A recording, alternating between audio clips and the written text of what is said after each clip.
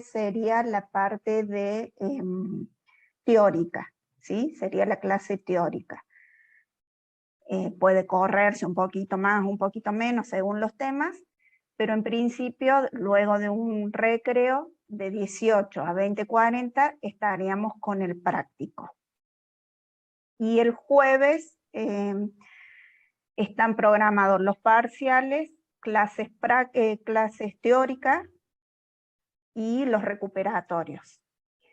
Tanto el laboratorio como las instancias de parcial y de recuperatorio, que vamos a ver las condiciones para probar, pero son presenciales en la facultad, por supuesto, ¿no? En los horarios que están. Serían los laboratorios y los parciales y recuperatorios.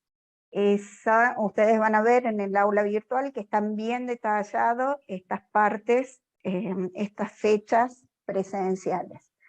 Vamos a seguir por el aula virtual mientras nos resuelvan el tema de aula por el curso numeroso que son.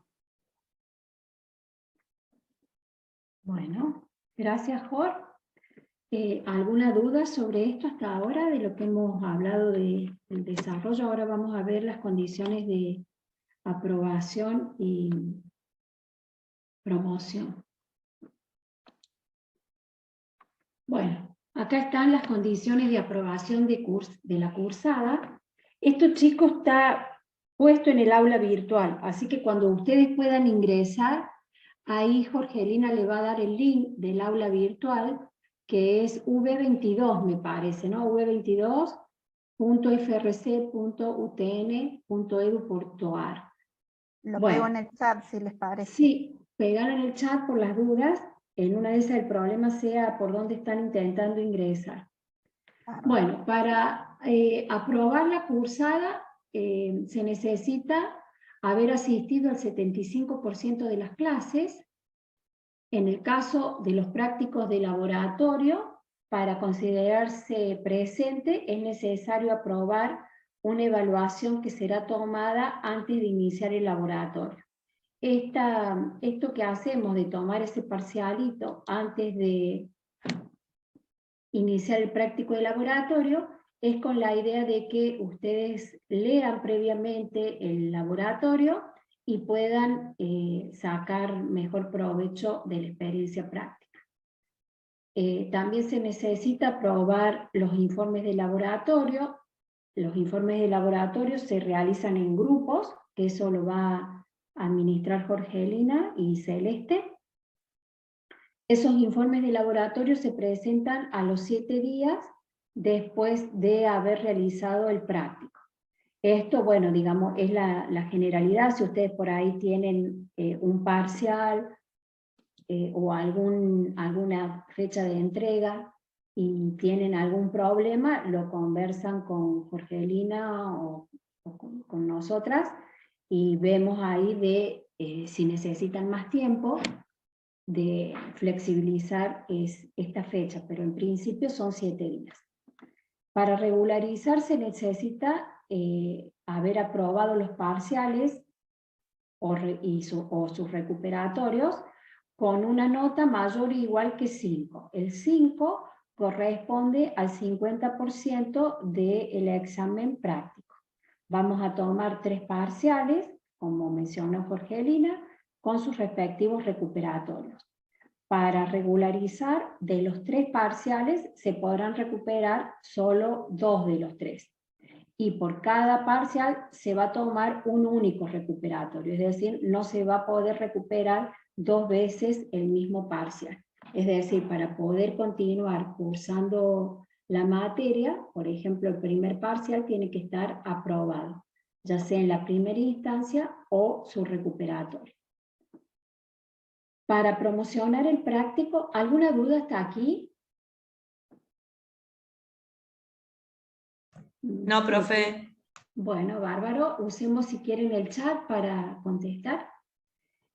Para la promoción del práctico necesitamos la asistencia igual que para la condición de regular, es decir, el 75% de asistencia. Y en el caso de los parciales, es haber obtenido una calificación en el parcial o el recuperatorio mayor o igual que 7. El 7 corresponde al 66%, y es 66% o más. Es decir, si tenés 65 o 64, no se considera, o sea, es del 66 hacia arriba. Se tomarán 3 parciales con sus respectivos recuperatorios. De esos parciales para promocionar, solo se puede recuperar uno de los 3.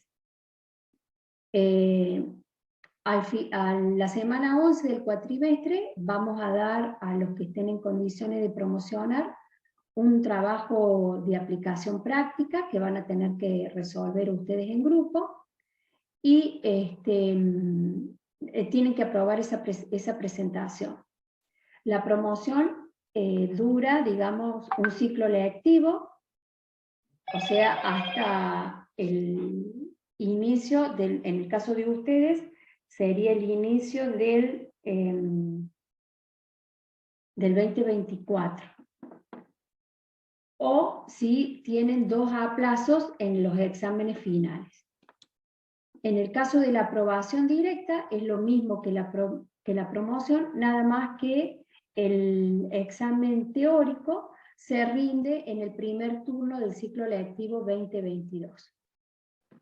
Si no se aprueba en el examen del ciclo lectivo, en el primer examen, que son los turnos de julio, si no aprueban ahí, quedan como promocionados con una chance de 2 instancias para aprobar el examen de la parte teórica.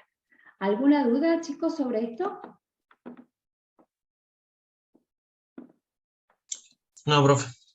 Bueno, continuamos.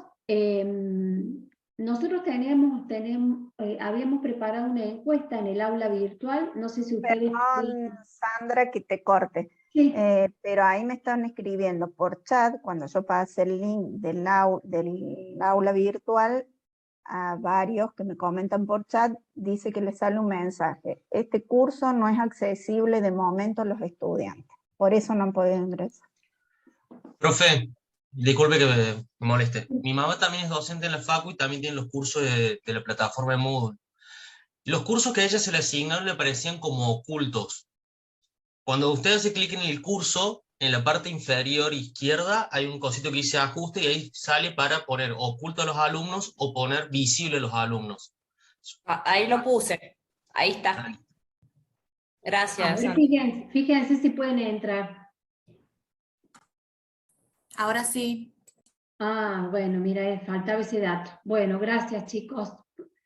Gracias por colaborar.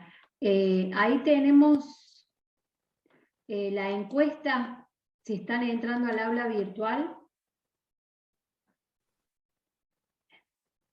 Cele, ¿les explica lo de la encuesta? Profe, está bastante lenta la página del Facu. Aviso porque quizás no todos podemos entrar ahora. Sí, eso lo notamos también. Bueno. ¿Alguno ya pudo entrar o...?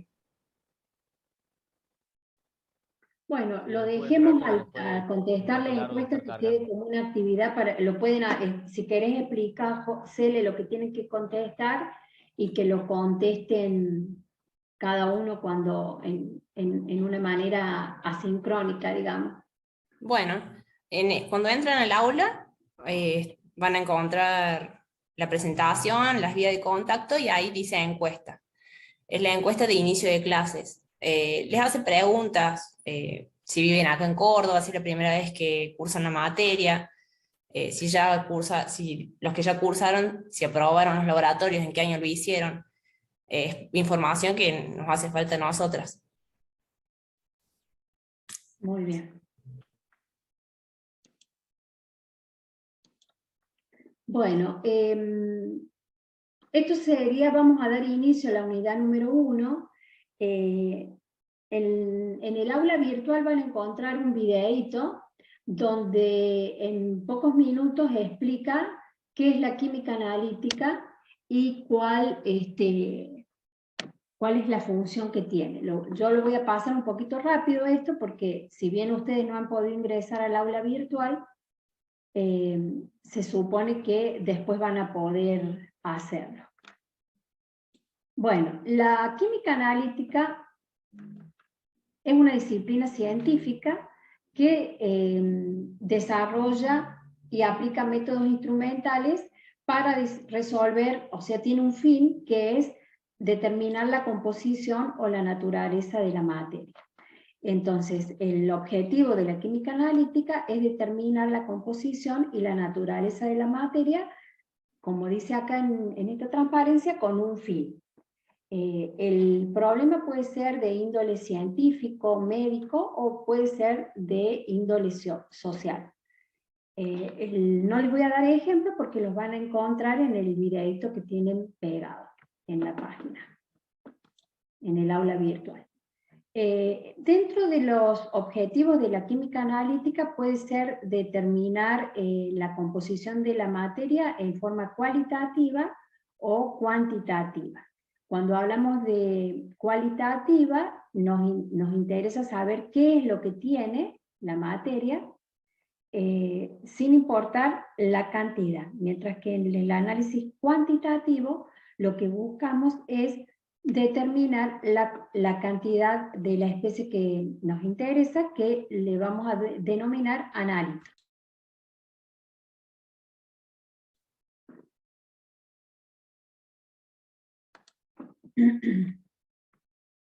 Bueno, vamos a pasar estas transparencias, esto ya lo dijimos. Los métodos analíticos se basan en las propiedades que tiene la materia, las propiedades que se pueden observar por algún método para determinar su presencia y proporción. Dentro de los distintos métodos tenemos los métodos químicos y los métodos instrumentales. Los métodos químicos se basan en medir la presencia del analito a través de la determinación, por ejemplo, de la masa, o determinar, por ejemplo, el volumen de una solución de concentración conocida que reacciona químicamente con la especie que queremos determinar. Las distintas volumetrías dan origen a las titulaciones, que gran parte del programa que vamos a desarrollar a lo largo del año, vamos a estudiar desde titulaciones de neutralización hasta titulaciones de óxido-reducción.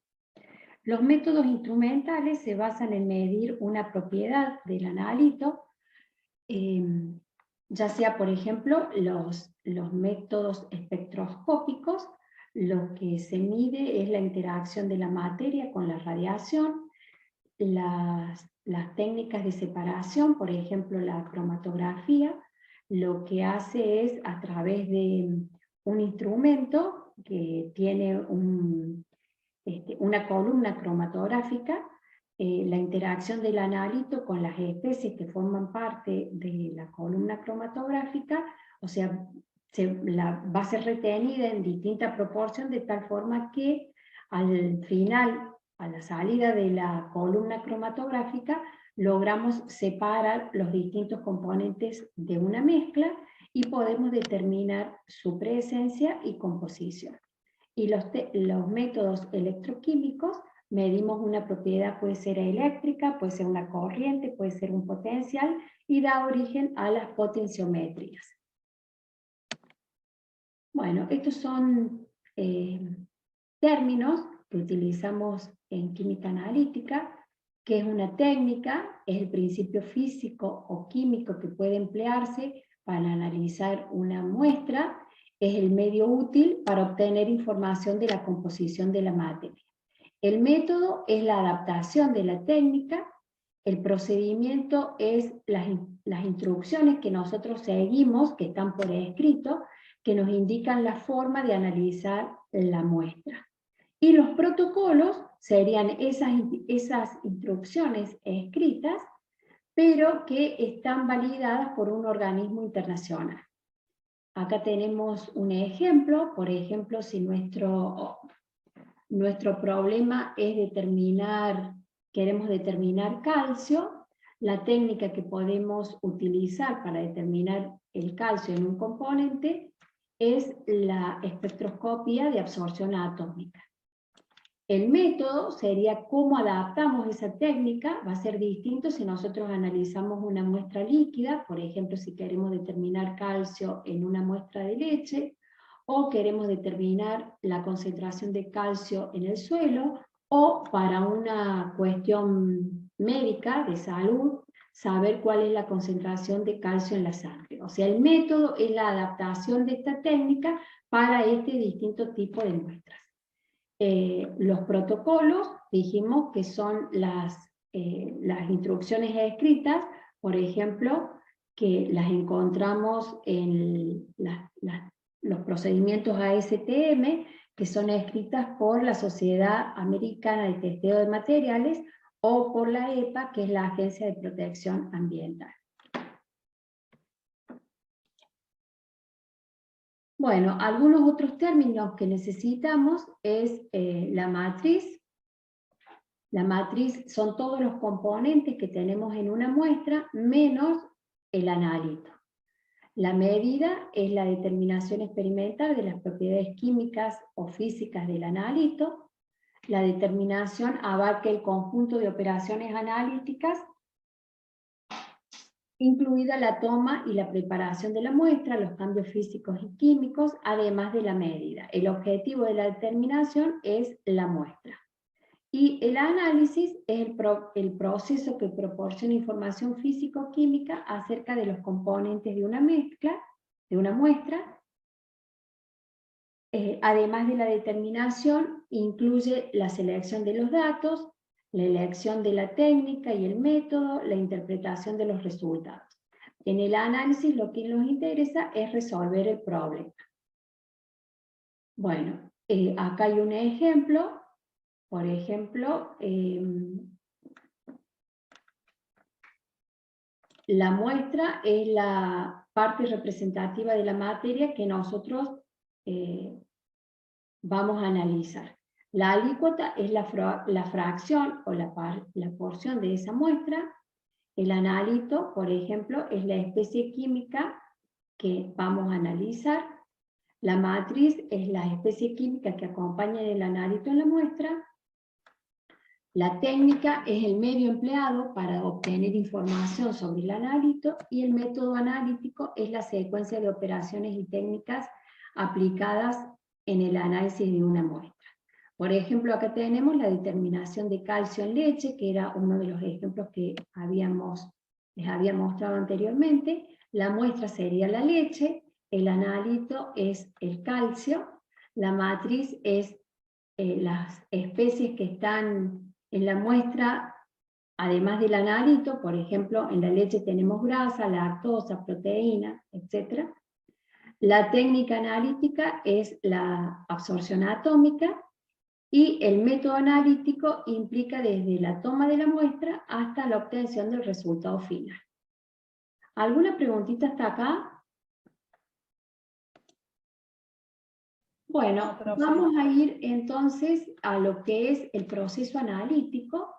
El proceso analítico es el procedimiento que nosotros utilizamos en el laboratorio para resolver un problema analítico.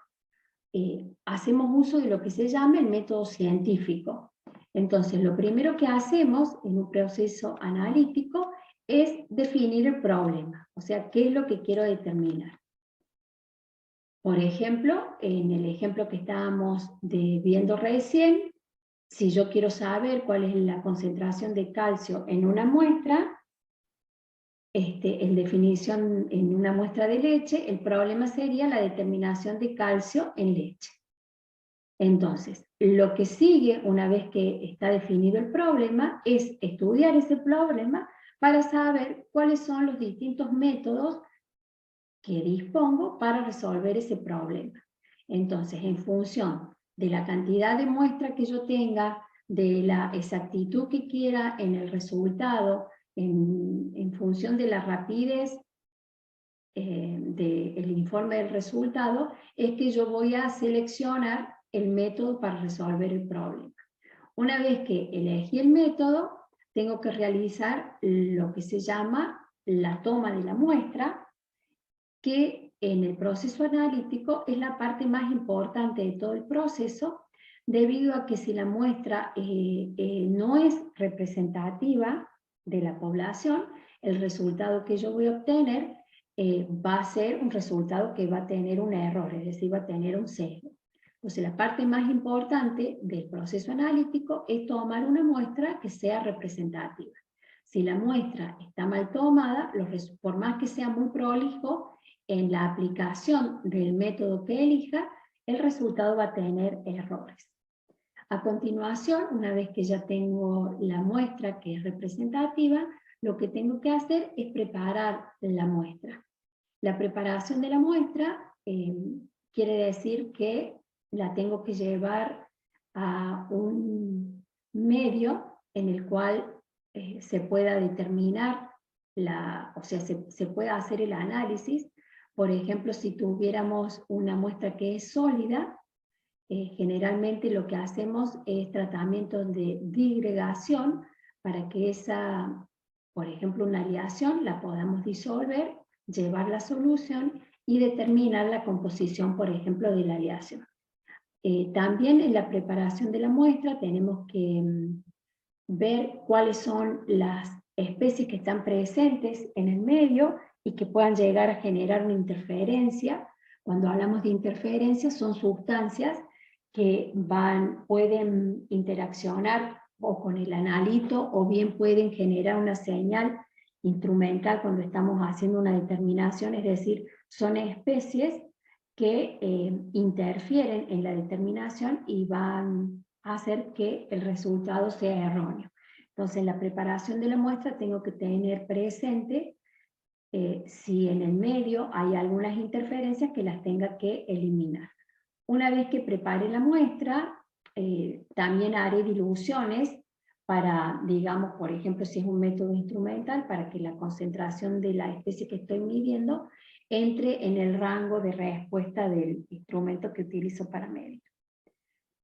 Bueno, una vez que prepare la muestra, aplico el método analítico y obtengo resultados experimentales.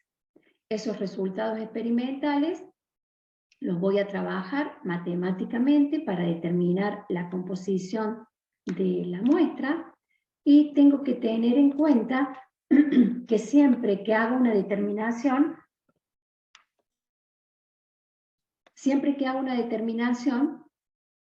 tengo que acompañar el resultado de la incertidumbre de la determinación que estoy realizando.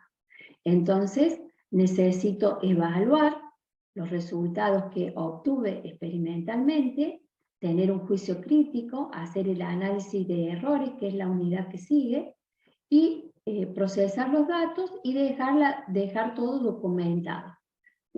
Siempre nosotros llevamos un cuaderno de laboratorio donde se deja todo registrado, desde la preparación de la muestra hasta los resultados experimentales. Tenemos que tener en cuenta que en todo método analítico, por ahí generamos soluciones que pueden ser contaminantes, entonces tengo que analizar la disposición de los residuos, es decir, si los puedo reutilizar, parte de las soluciones las voy a guardar, y si no, voy a tratar de neutralizarlas para, o sea, por ejemplo, para tirar en los desagües, siempre las muestras tienen que estar neutralizadas, y si son sustancias que contaminan, tendré que contratar un servicio de que me lleven para que me recolecten las sustancias que no puedo neutralizar para su disposición final. El resultado analítico va a ser lo que yo voy a informar. Ese resultado va a tener que, no solamente el valor de la composición del analito, sino también tengo que informar cuál es el grado de incertidumbre en la medición.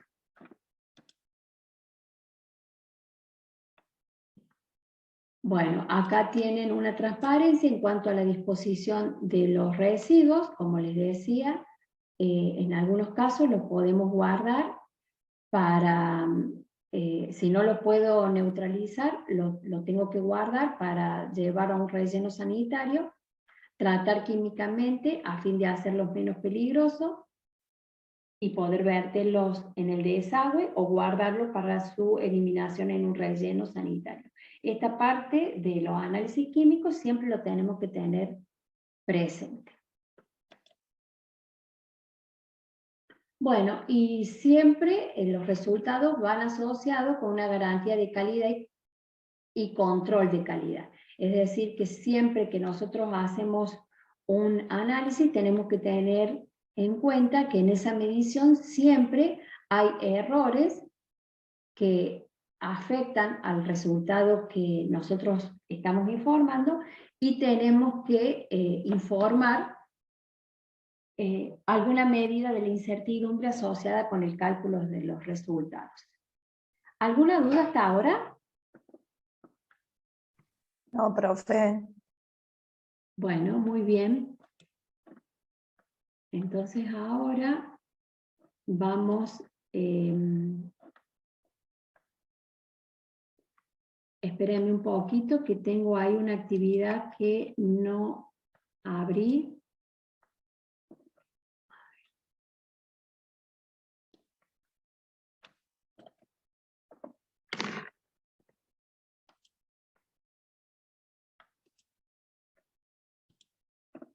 Espérenme un poquitito.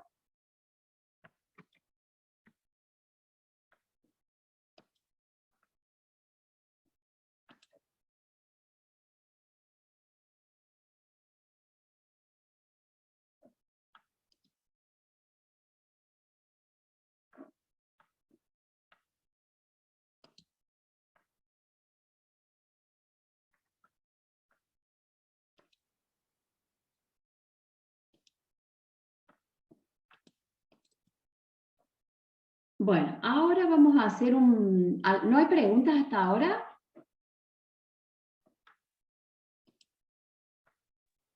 No, profe. Bien, vamos a hacer... Los invito a que vayan a... levanten el código QR o entren en Menti con ese número.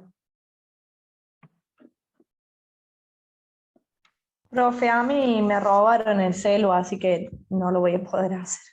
Ah, bueno, no hay problema.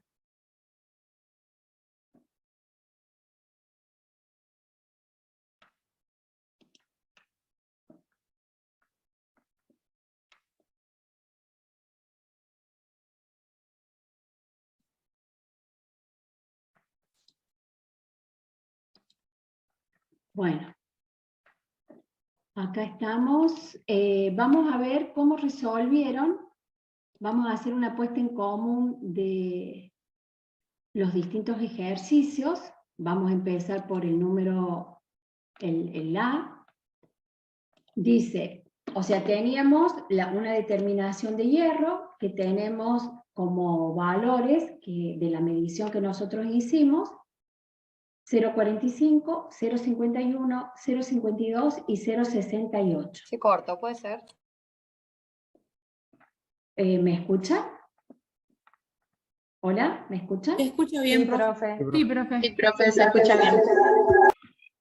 Bueno, del grupo 1 al 7 teníamos qué valor informa como el contenido de hierro en la muestra. ¿Alguno de los grupos del 1 o del 7 quiere comentar cómo pensaron resolverlo? ¿Alguien que abre el micrófono? Nosotros en el grupo 1 lo que hicimos fue primero hacer una prueba Q para descartar o no un valor sospechoso, que era el 0,68, que de hecho lo aceptamos. Luego calculamos la media de los valores y el error lo calculamos con la desviación estándar, y el valor que se informa sería 0,54 más menos 0,1.